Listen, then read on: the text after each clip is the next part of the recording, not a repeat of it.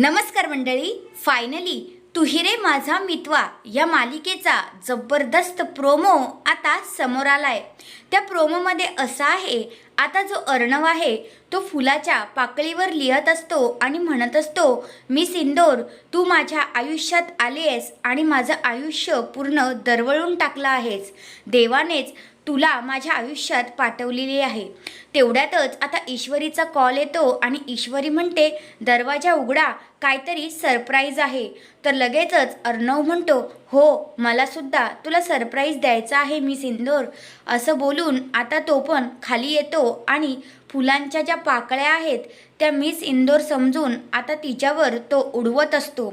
तेवढ्यातच आता दारावर मिस इंदोर नसते तर अर्णवचे वडील असतात आणि त्यांना पाहून अर्णवचं तर पूर्णपणे तोंड पडतं आणि मग नंतर बोलतो, तुम्ही?